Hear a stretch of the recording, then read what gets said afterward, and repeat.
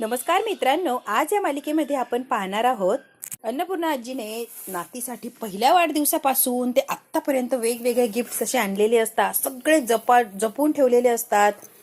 वेगवेगळ्या ठिकाणी ते असे व्यवस्थित ठेवलेले असतात मांडून. सगळं काही कमळीला दाखवत असतात. हा पहिल्या वाढदिवसाचा गिफ्ट, हा दुसऱ्या वाढदिवसाचा, ते दुडू धावणारी माझी नात, ते बोबडे बोबडे बोल, सगळं काही अन्नपूर्णा आजी इमॅजिन करत असतात. कमळीचा हात हातात घेतलेला असतो आणि सगळं काही बोलत असतात. इवल्याच्या हातांमध्ये घालण्यासाठी या बांगड्या, अगदी सोन्याच्या बांगड्या सुद्धा करून ठेवलेल्या होत्या 1 वर्षाच्या नातीसाठी. कमळीच्या हातात लगेच त्या बांगड्या ठेवलेल्या असतात. कमळीच्या डोळ्याचं टचकन पाणी आलेलं असतं की अन्नपूर्णा आजीच्या किती भावना जोडल्या गेल्या त्या सगळ्या वस्तूंशी. अन्नपूर्णा आजी म्हणतात, माझ्या नातीबरोबर कल्पनेमध्ये खूप वेळा भातुकली खेळली मी आतापर्यंत. त्याच्यासाठी भातुकलीचा खेळ, सगळा भातुकलीचा खेळ असा मांडून ठेवलेला असतो. भांडी कुंडी सगळं काही संसार असा मांडलेलं असतो. सायकल असते, सायकलला लाल अशी रिबीन असते. खूप सुंदर असं नातीसाठी सगळं सजवून ठेवलेलं असतं अन्नपूर्णा आजींनी. छोट्याशा नातीसाठी मोठं टेडी पेअरचे सगळे छोटे छोटे गिफ्ट, प्रत्येक वाढदिवसासाठी एक गिफ्ट आणलेलं असतं. ते सगळे गिफ्ट तिथे ठेवलेले असतात. कमळी हे सगळं काही बघते आणि अगदी भारावून गेलेली असते. फ्रॉक्स असतात छोटे छोटे लहान बाळाचे, खूप सुंदर असं आठवणी तिने जपून ठेवलेले असतात. कमळी आता इतकी इमोशनल झालेली असते की आता थोड्याच वेळात कमळी रडणार बघा. फार कौतुकाने बघत असतात. निंगी तर अगदी थक्क झालेली असते, फक्त बघत थांबलेली असते. थंडी वाजू नये म्हणून छोटीशी टोपी सुद्धा घेतलेली असते. ती टोपी आता अन्नपूर्णा आजी कमळीला घालतात आणि गोड असा पापा घेतात. खूप सारे गिफ्ट असतात जे 18 वर्षापासून जपून ठेवलेले असतात. प्रत्येक वाढदिवसाचे गिफ्ट असे 18 गिफ्ट असतात. गिफ्ट असते ती खूप स्पेशल गिफ्ट आहे असं म्हणून अन्नपूर्णा आजीने हातात पकडलेली असते. आजी मी घेणार नाही, मला द्यायची नाहीये तुम्ही ही गिफ्ट. अन्नपूर्णा आजी म्हणतात, काय ग सारखं नको नको म्हणतीयस, हक्क आहे तुझा, अधिकार आहे, माझी नात आहे तू आणि मी तुला हे देऊ शकतेय. अगं कमळी एवढ्या प्रेमाने देतीये, नाही का म्हणतीयस, मला वाईट वाटतं तू नाही म्हटलीस तर. पहिला इतकं हुंदक्या येत असतात, अगदी रडू येत असतं तिला, पण अन्नपूर्णा आजीच्या समोर ती स्वतःला सावरत असते. अन्नपूर्णा आजी म्हणतात, आजीच्या मायेला नाही म्हणायचं नसतं. कमळी हातात घे, उघडून तर बघ नेमकी काय, लगेच नाही म्हणतेस होय. ते उघडून बघते, ते सुंदर असा नेकलेस असतो आणि छोटे छोटे कानातले असतात. कमळी ते बघते आणि अन्नपूर्णा आजीकडे आश्चर्याने बघते. ते गिफ्ट खाली ठेवते आणि घट्ट अशी मिठी मारते अन्नपूर्णा आजीला आणि खूप रडायला लागलेली असते कमळी. बराच वेळेचं तिने रडू अगदी थांबवून ठेवलेलं असतं, पण आता मात्र थांबवत नाही आणि ढसा अगदी रडायला लागते. अन्नपूर्णा आजी सुद्धा रडत असतात. अन्नपूर्णा आजीला असं वाटतं की हिचे आनंद अश्रुत हे म्हणूनच ही रडतीये. कमळी, बाळा काय झालंय, एवढी काय रडतीयस तू, ए बाळा. कमळी म्हणते, आजी मला दुसरं काहीच नकोय तुमच्याकडून, हे गिफ्ट वगैरे काहीच नको. माझ्याकडे जेवढं काय आहे त्यामध्ये खूप खुशी आणि आनंदी आहे मी. मला फक्त डोक्यावर मायेचा हात पाहिजे आणि तुमचं प्रेम पाहिजे, बाकी मला काहीच नको आणि कशाची अपेक्षा सुद्धा नाहीये. आणि रडत असते कमळी. अन्नपूर्णा आजी सुद्धा कमळीचे हे विचार ऐकून त्याही रडत असतात आणि कमळी सुद्धा रडत असते. आता राजन आणि निंगी या दोघींकडे बघतच राहिलेले असतात. अन्नपूर्णा आजी म्हणतात, कमळी असं काय बोलतीयस, आपण दोघी एकत्रच राहणार आहोत, सगळं आपलंच आहे ना, नको ग कमळी, प्लीज रडू नको. ते आनंदाचा क्षण आहे हा, कळतंय का तुला, पहिला रडायचं असतं का. तर राजन मध्येच सावरतात. त्यांना असं वाटतं की ही इमोशनल झालीये, खरं काय सांगून टाकेन आईला. राजन मध्येच म्हणतात, कमळी तू अशी इमोशनल झाली, रडली तर आईला सुद्धा रडायला येणार ना, तिला आधार द्यायचं सोडून तूच रडतीये होय कमळी, असं रडायचं नाही कमळी, त्रास होईल, जरा हसून दाखव बरं तिला. त्याचा हार घ्यायला संकोच वाटतोय ना कमळी, येतंय माझ्या लक्षात सगळं. अन्नपूर्णा आजी म्हणतात, कमळी हा हिऱ्याचा हार घ्यायला संकोच वाटतोय ना, असू दे, मी माझ्याकडेच ठेवते, पण लक्षात ठेव की हार तुझाच आहे. कधी तुला पाहिजे तेव्हा माझ्याकडून मागून घे, मी लगेच तुला देऊन टाकेन. कमळी खूप रडायला लागलेली असते. तिला सगळ्या गोष्टी अनावर झालेल्या असतात. ती सगळं काही सत्य बोलून टाकेन याची राजनला भीती वाटते. राजन म्हणतात, आई आता हे तुमचं भेटणं, गळ्यात पडणं बासा, आता मात्र तुझी औषधांची वेळ झाली, आराम करायचा, आणि किती वाजले, औषधं कधी घेणार. म्हणून राजन पटकन अन्नपूर्णा आजीला तिथून बाहेर घेऊन गेलेले असतात. आता मात्र कमळी स्वतःला आवरू शकत नाही, सावरू शकत नाही, इतकी जोराने ती रडायला लागलेली असते की बस. कमळीला गिल्टी वाटत असतं की मी अन्नपूर्णा आजीच्या भावनांशी खेळतीये. कमळीच्या गळ्यात पडून अशी काय रडायला लागलेली असते. ते म्हणते, अगं मी त्या आजींशी का खेळतीये, त्यांच्या भावनांशी मी का खेळतीये, मला अधिकार नाहीये कमळी. कमळी निंगी म्हणते, कमळी तू शांत होतीस का जरा, अधिकार आहे किंवा तू खेळतीयस असं नाहीच आहे.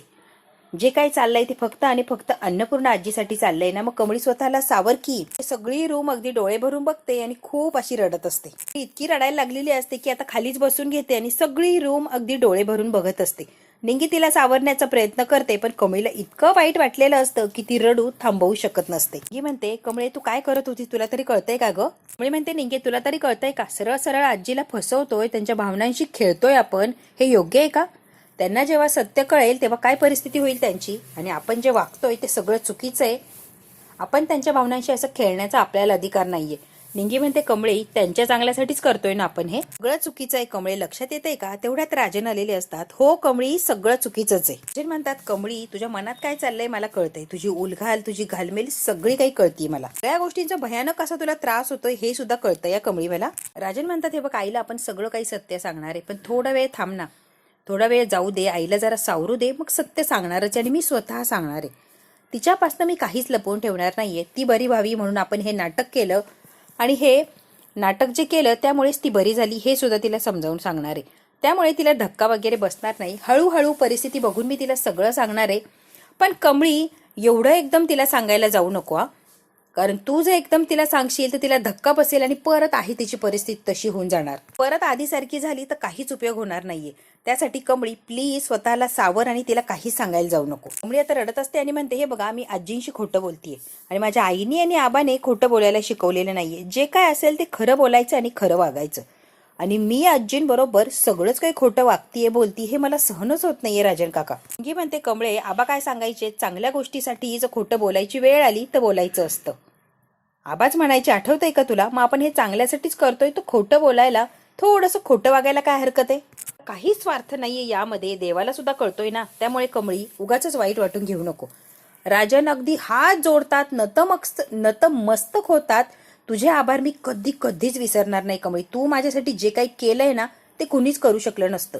आज तू जर माझी मुलगी म्हणून इथे येत नव्हती तर आई कधीच बरी होणार नव्हती. कमळी तुझे आभार मानावे तेवढे थोडेच बघ. अक्षरशः राजनने हात जोडलेले असतात कमळीच्या पुढे. आता राजनने तिला सावरलेलं असतं, समजूत काढलेली असते. कमळी जरा आता स्टेबल होते. कमळी आता देवघरात आलेली असते, दिवाबत्ती करत असते देवाला, हात जोडून देवाकडे कमळी मागत असते सगळं काही छान होऊ दे आणि जे काही चाललंय त्या लवकरात लवकर त्यातून सुटका होऊ दे. कमळी डोळे भरून ते देवी आईला बघत असते आणि मनातल्या मनात सगळंच काही सांगण्याचा प्रयत्न करत असते. इकडे आता सरू तिचं जे ठरलेलं काम असतं ते काम करत असते आणि काम करता करता मनामध्ये विचार सुद्धा चाललेले असतात. आई सुद्धा बऱ्या झाल्या, सगळंच काही आता छान व्हायला लागलंय. अशी माझ्या कमळीचं किती कौतुक करत होता की कौतुक करताना थकत सुद्धा नव्हता. गौरी आता मनातल्या मनात म्हणते आई तुळजाई माझी कमळी त्या घरात तिच्या हक्काच्या माणसांमध्ये सुखात तर असेल ना, आणि असेल तिथे तिला सुखी ठेव ग बाई. तिने खूप काही सहन केलंय याआधी, कारण ती बाई आणि तिची लेक महाविषारी बायका आहेत. त्या कधीच कुणाला सुखी ठेवू शकत नाही किंवा कुणाला व्यवस्थित जगू सुद्धा देणार नाही. त्यांच्या तावडीतून माझ्या कमळीला वाचव. बायकांपासून माझ्या कमळीच्या जीवाला धोका आहे हे तर मला कळतच आहे. मी म्हणते सगळी परिस्थिती माहिती आहे तरी सुद्धा कमळीला तिथे राहण्याची परवानगी दिलीये. मी काही चुकीचं करत नाहीये ना, यामुळे माझ्या कमळीला काही नुकसान तर होणार नाही. आता गौरीला सगळाच काही विचार येत असतो आणि विचार मनात आला की अगदी ती घाबरायला होत असते, कारण कामिनी तिच्या डोळ्यासमोर आली की कामिनी किती भयानक आहे हे सगळ्यांनाच माहिती आहे. बायका जर कमळीला मारायचं ठरवलं तर ते काहीही करू शकतात, कारण त्या बायका आहेच तशा. आता गौरी स्वतःचीच समजू स्वतः काढते. गौरे काय असं विचार करते ग भलताच, तिचा बा आहे की तिथे तिची काळजी घ्यायला, तिचा बा तिला कसं काही होऊ देणार. त्यामुळे गौरे भलता चालता विचार करू नका. गौरी आता स्वतःच्या मनाशी स्वतः बोलत असते आणि मनाची ती समजूत काढत असते. गौरी म्हणते जेव्हा मला वाटतं की कमळी तिथे सुरक्षित नाहीये तेव्हा मात्र 1 मिनिट सुद्धा तिला मी तिथे ठेवणार नाहीये, 1 मिनिट सुद्धा राहू देणार नाहीये, लगेच तिथून बाहेर काढणार. इकडे आता कमळी निंगी त्या रूम मध्ये शिफ्ट झालेले असतात आणि निंगी म्हणते कमळे आजींनी काय भारी खोली दिली ग आपल्याला, बघ की जसं असं वाटतंय की हॉटेलातच आपण, काय सुंदर खोली दिलीये ग. इतकं कौतुक करत असते ही निंगी की बस. ना त्यांच्या नातीवर किती जीव आहे त्यांचा. निंगी म्हणते कळतंय ना तुला त्यांच्या नातीवर किती मोठा जीव आहे त्यांचा आणि तूच त्यांची मोठी नाते हे लक्षात ठेवायचं. त्यामुळे असं डगमगून चालणार नाही ना, कळतंय का तुला मी काय सांगते. हो बाई तू काय सांगते कळतंय मला, आता मी डगमगणार नाही. निंगी म्हणते आजी काय हुशार आहेत ग, त्या चिटकिनींची काय वाट लावली बघ की. कमळी म्हणते होय की, पोट धरून वाकड्या तिकड्या होत होत्या, अगदी दुखायला लागलं होतं त्यांचं पोट, इतकं काय त्यांना जेवण भरवलंय. तिला आणि कमळीला फार कौतुक वाटत असतं अन्नपूर्णा आजीच्या वागण्याचं, कारण कामिनी आणि रागिणीला चांगलाच त्यांनी धडा शिकवलेला असतो. शिवरायांची मूर्ती समोर ठेवलेली असते आणि दोघी सुद्धा आता फुलं वगैरे वाहिलेली असतात आणि हात जोडून आशीर्वाद घेत असतात शिवाजी महाराजांची. तेवढ्यात काय आता राजन आलेले असतात आणि शिवाजी महाराजांचा हे आशीर्वाद घेताय तेवढ्यात त्यांच्या माघारी येऊन उभे राहतात. ते सुद्धा आता हात जोडून आशीर्वाद घेतात. कमळीला फार छान वाटतं. कमळी म्हणते राजन काका काय हो काही काम होतं का. ते असतात राजन गोड असं हसतात कमळीकडे बघून. कमळी रूम कशी वाटली. अहो काय विचारता, 1 नंबर आहे बघा. तुमच्या अख्ख्या घरापेक्षा मोठी ही रूम, आमचं अख्खं घर आहे एवढं राजन काका. राजन म्हणतात तुझ्या आजीला मोठ्या नातीसाठी काय करू आणि काय नाही असं झालंय बघ. ती अगदी वेड्यासारखी काहीही करत सुटलीये. तिला आनंदच तेवढा झालाय ग. तिला तरी काय म्हणतेय कमळी, 18 वर्ष वाट बघितलीये तिने. आईने तुझ्या हातून एक पूजा ठेवलीये उद्या.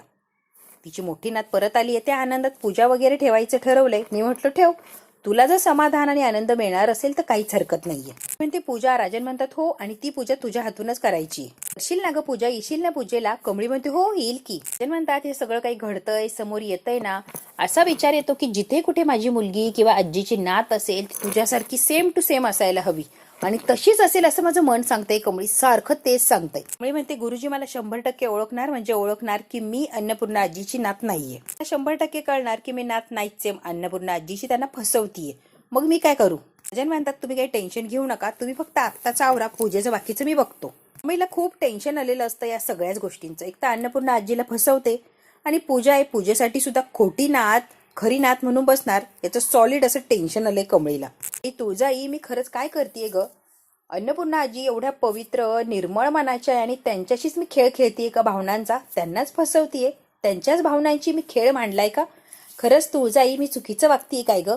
कमळी सगळे काही प्रश्न मनातल्या मनात आपल्या तुळजाईला विचारत असते. आता कमळी आणि अन्नपूर्णा आजी एक गेम खेळत असतात बसल्या बसल्या, आणि कसा खेळायचा हे अन्नपूर्णा आजीला कमळी शिकवत असते. अन्नपूर्णा आजी सुद्धा मन लावून तो गेम शिकत असतात. गेम खेळत असतात तेवढ्या तिथे श्याम आलेला असतो. कमळी म्हणते श्याम काका बरं वाटतंय ना? श्याम म्हणतो हो. अन्नपूर्णा आजी म्हणते का ग, काय झालंय? अहो यांना शॉक लागला होता माझ्या रूम मधल्या गिझरचा. तेव्हा श्याम म्हणतो की मला गिझरचा शॉक लागला, पण कमळीने मला ऐन वेळेला बरोबर दवाखान्यात पोहोचवलं आणि म्हणून माझा जीव वाचला आणि तुमच्या समोर अगदी सही सलामत आहे. अन्नपूर्णा आजी म्हणतात कमळी कसली गोड आहेस ग तू, माणसं तुला खूप छान अशी जपता येतात, सगळ्यांची कशी काळजी घेते ग कमळी. अन्नपूर्णा आजी खूप कौतुक करत असतात कमळीचं. अन्नपूर्णा आजी म्हणतात महाजनांची परंपरा बरोबर राखशील ग तू, आणि शॉक कधी बसला मला कसं माहित नाही आजी, तुम्ही आजारी होता ना त्या वेळेलाच झालंय बघा हे सगळं. मला दिसत होतं पण आकलन होत नव्हतं समोर काय चाललंय आणि कसं. कमळी पण अजून एका गोष्टीचं उत्तर दे, शॉक लागलाच कसा? गिझरमध्ये कोणीतरी काहीतरी फॉल्ट केला आणि बटन दाबायला गेले की लगेच शॉक लागला. कमळी म्हणते अन्नपूर्णा आजी तुम्ही टेन्शन घेऊ नका बरं. अगं आपल्या घरात काय चाललंय कळतंय का? ज्याने कोणी बिघाड केलाय ना त्याच्या सुद्धा आयुष्यात बिघाडच करणार आहे मी, त्यामुळे तुम्ही टेन्शन घेऊ नका, ज्याच्या त्याच्या कर्माची फळं आपण देणारच आहोत. म्हणते ज्यांनी यांना शॉक दिला त्यांनाच आता शॉक लागायची वेळ आली आहे, तुम्ही बघतच राहा फक्त, काहीच बोलू नका. इकडे आता रागिनी आणि कामिनी किचनमध्ये बसलेले असतात आणि काहीतरी खाण्यापिण्याविषयी चाललेलं असतं त्यांचं. आता अन्नपूर्णा आजीने सांगितलेलं असतं जोपर्यंत घरात पूजा संपन्न होत नाही तोपर्यंत कुणीच काही खायचं नाही. रागिनी आणि कामिनी बडबड करायला लागलेले असतात, ही अट घालायची काय गरज आहे? जोपर्यंत पूजा होत नाही तोपर्यंत कोणी काहीच खायचं नाही. बघ बरं आई उपाशी का मारताय आपल्याला? हे भूक लागलीये गाई आणि काहीच खायचं नाही असं कसं? मी नाही थांबणार बाबा पूजा बिजा होस्तर, मी तर खाणार आहे. मी म्हणते अगं पाणी पी, नुसतं पाणी पिऊ का? अगं फ्रीज मध्ये बघ काही आहे का रागिनी, माझ्यावर कसली चिडचिड करतीये? बघ फ्रीज मध्ये काही मिळतंय का तुला खायला? आता रागिनी फ्रीज मध्ये काही खायला मिळतंय का म्हणून बघायला चाललेली असते फ्रीज उघडायला. ये इथे पटकन घे आणि खा बाई पटकन, उगाच कटकट करू नकोस. रागिनी म्हणते हो हो लगेच खाते मी. रागिनी आता फ्रीज उघडायला जाते की जोरात असा तिला फ्रीजचा शॉक लागलेला असतो. इतकी जोरात किंचाळते की बस. कामिनी म्हणते काय झालंय काय झालंय? अगं आई फ्रीज मधनं शॉक लागलाय मला. रागिनी म्हणते वेडी आहेस का ग, फ्रीज मधून कधी शॉक लागतो का? काहीही बावळट सारखं बोलतीयस तू रागिनी. माझ्या फ्रीजला शॉक नसतो लागत, तुला किती समजावून सांगतेय मी. तू बघ ना, विश्वास नाहीये ना, बघ तू शॉक लागतो की काय. मग बघणारच मी, कारण मला माहितीये शॉक लागतच नाही. रागिनी म्हणते नको लावू गो बाई, त्या फ्रीजला हात नको लावू. तरी सुद्धा कामिनी त्या फ्रीजला हात लावते आणि शॉक बसतो की काय बघते. कामिनी जसं काय त्या फ्रीजला हात लावते जोरात तिला सुद्धा शॉक लागलेला असतो आणि अशी लांब फेकलेली असते. आता दोघे सुद्धा जोर जोरात किंचाळायला लागलेले असतात. कामिनी अगदी ताटच्या ताट झालेली असते. काय ग आली का मज्जा? लागला ना शॉक? मला वेड्यात काढत होती, कसं वाटतंय? मी म्हणते शांत बसतीस का, कशाला तमाशा करतीये, गप की. रागिनी जोर जोरात ओरडत असते शॉक लागला शॉक लागला. रागिनी लागला ग शॉक, मला कसा लागला असेल ग? की त्या कमळीचं काम असेल, 100% आपण मरून जावं म्हणून तिने शॉक लावला इथे. खात्रीने सांगते रागिनी त्या कमळीनेच केलं असणार. काय ना जाम मस्ती आहे आणि म्हातारीला तिचाच पुळकाय, लाडकीनाथ लाडकीनाथ. तिने पटकन बाहेर आहे. तेवढ्यातच कामिनी रागिनी यांच्यासमोर कमळी आणि अन्नपूर्णा आजी येऊन उभा राहतात. सगळ्या गोष्टींना शॉक लागतो या. वहिनी कमळीनेच केलं असणार आहे. कमळी म्हणते ओ कडू आजी माझं कशाला नाव घेताय, मी कशाला काय करायला लागलो? पुन्हा म्हणते कसा करंट लागेल काहीही बोलताय. रागिनी म्हणते नाही आई खरंच करंट आहे, जोरात झटका लागला, तुम्हाला काय सांगू, मी जर हात काढला नसता तर मेलेच असते. म्हणते छोटी आई काय सांगताय, मेले असता? हो थांबा आता मीच बघते शॉक लागतो की काय. कमळी स्वतः येऊन फ्रीजला हात लावते. कमळी हात लावते, तिला शॉक बसत नाही. अन्नपूर्णा आजी म्हणता काही भास वगैरे होतोय का? वहिनी भास कसं होईल ग, शॉकच लागलाय. श्याम दादाला विचारते शॉक लागला कसा लागतो. दादा बघा बरं याला शॉक लागतो का. श्याम दादांना पण शॉक नाही लागला. तुम्हाला दोघींनाच कसा लागला. म्हणते नाही लागत आहे शॉक, मी बघते. रागिनी म्हणते नको बघू. कामिनी म्हणते लागत नाहीये, मी बघतेच. कामिनी आता परत फ्रीजला हात लावते, परत लांब फेकलेली असते. जोराचा तिला शॉक लागतो. आता या सगळ्याच्या सगळ्या हसायला लागलेल्या असतात रागिनी आणि कामिनीची अवस्था बघून. ही शॉक लागतोय हो. पुन्हा आजी म्हणतात दोघी जणी सगळी पूजेची तयारी होईल ते बघा, मी जरा बाहेरून जाऊन येते. सगळेच निघून गेलेले असतात. रागिनी आणि कामिनी दोघीच इथे थांबलेले असतात. काय इकडे मस्तपैकी मेकअप करत असते. वर का म्हणते ही मॅड आजी उगाच त्या कोमातून बाहेर आली, ठेवली लगेच पूजा बिजा. ड्रायरने केस सुकवत असते की तिला शॉक लागलेला असतो. इतकी जोर जोरात ओरडायला लागलेली असते की शॉक लागला शॉक लागला. रडते, इतकी घाबरलेली असते अनिका. कामिनी आणि रागिनी येऊन तिला पटकन सावरतात. रागिनी, कामिनी, अनिका तिघींना सुद्धा चांगले झटके दिलेले असतात त्या कमळीने. अन्नपूर्णा आजी म्हणतात जा आता पटकन आवरा बरं. कामिनी आलेली असते अन्नपूर्णा आजीशी बोलायला. तुझ्याशी बोलायचंय, या घरात आम्हाला तिघींनाच कसा शॉक लागला कळेल का जरा वहिनी. मुद्दाम कोणी मारण्याचा प्रयत्न करताय का. पाहिलं ना, मला आणि रागिनीला शॉक बसला, तुम्हाला कुणालाच लागला नाही. असं म्हणणं आहे की जे काही झालंय जे काही होतंय फक्त आणि फक्त या कमळीने केलंय, स्पष्ट मत आहे माझं. पूर्ण आजी म्हणते काय बडबडतीस, तुला तरी कळतंय का ग, ही कशाला शॉक वगैरे लावेल. पूर्ण आजी म्हणते मला तर असं वाटतंय कमळी इथे आल्यापासून तिच्यावरच फार अन्याय होतोय. कामिनी म्हणते आम्हाला टोमनाय का हा. कडू आजी माझ्या रोगाचा चाळ घेऊ नका, मी काहीच केलेलं नाहीये. सगळ्या गोष्टींची सुरुवात कुणी केली तुम्ही सांगा बरं. मीच केली ना सुरुवात. जैसी करणी वैसी भरणी. तुम्ही सगळा प्लॅन केला होता. माझ्या अंगावर सूप सांडलं, मी कॉलेजवरून घरी येणार, कपडे बदलायला घाई बाथरूम मध्ये जाणार, मग आंघोळ करणार, मग शॉक लागून तिथेच मरणार. बरोबर ना कामिनी आजी. पण सगळा डावच फसला हो. तुम्हाला माहितीच नाही की मी थंड पाण्याने आंघोळ करते आणि मी बरोबर वाचले. आणि मी कशी वाचले हे बघण्यासाठी तुम्ही श्यामदादाला तिथे पाठवलं आणि मग श्यामदादाला शॉक लागला. असंच सगळं काही घडलं ना अन्नपूर्णा आजी. मी जे सांगतेय ना अगदी तसंच घडलंय. बरोबर ना हो कामिनी आजी. कोणी म्हणते काही अक्कल किंवा लाजा वाटतात का, की अक्कल गहाण ठेवलीये. श्यामदादांचं काही बरं वाईट झालं असतं तर आपण काय केलं असतं, त्यांच्या घरच्यांना काय उत्तर दिलं असतं. काय झालंय ते कळण्यासाठी इलेक्ट्रिशियनला बोलवलं. मग त्याने सांगितलं की मुद्दाम ह्या वायरी लूज केल्या तिथे शॉक लागावा म्हणून. कळालं का कडू आजी. म्हणते मी सगळी खात्री केलीये म्हणूनच तुम्हाला झटके दिलेत. इथून पुढे वागायच्या आधी ना जरा विचार करायचा कडू आजी. बघू आता कडू आजीची अक्कल जागेवर येणार का, आणि थोडीफार जरी लाज शिल्लक असेल तर सुधारेल का कामिनी. हे जर बघायचं असेल मित्रांनो तर बघायला लागणार पुढचा भाग. हा भाग इथेच संपला. पुढच्या भागात काय होतं अगदी थोडक्यात बघूया. मी आता गुरुजींकडे आलेली असते आणि मला तुमच्याबरोबर काहीतरी बोलायचंय असं धावत बाहेर येऊन गुरुजींना म्हणते. अन्नपूर्णा आजीची नात नाहीये किंवा राजन सरांची मुलगी सुद्धा नाहीये. आणि हे बोलणं आता अनिकाने ऐकलेलं असतं. राजन म्हणतात आईच्या बऱ्या होण्यासाठी मी आणि कमळीने हा प्लॅन केलाय. का म्हणते म्हणजे हे सगळं काही खोटंच आहे, ही नात वगैरे नाहीच आहे. आता पटकन कामिनीला जाऊन हे सांगण्याचा प्रयत्न करते अनिका. माझ्या मॅड आजीला फसवलंय तर यांनी सरळ सरळ. अनिका म्हणते की माझ्या मॅड आजीला यांनी फसवलंय, आता काहीतरी करायला लागणार. यांनी जो घोळ घालून ठेवलाय हा सगळ्यांच्या समोर तर आणायलाच लागणार. बघू आता अनिका, कामिनी, रागिनी नेमकी काय आणि कशा कमळीचं सत्य सगळ्यांच्या समोर आणणार, आणि कमळीच्या सत्य सगळ्यांच्या समोर आणल्यावर अन्नपूर्णा आजी त्यावर विश्वास ठेवतील का. हे जर बघायचं असेल मित्रांनो तर आपल्याला बघायला लागणार आहे पुढचा भाग. हा भाग इथेच संपला. व्हिडिओ आवडल्यास लाईक, शेअर, सबस्क्राईब नक्की करा. धन्यवाद.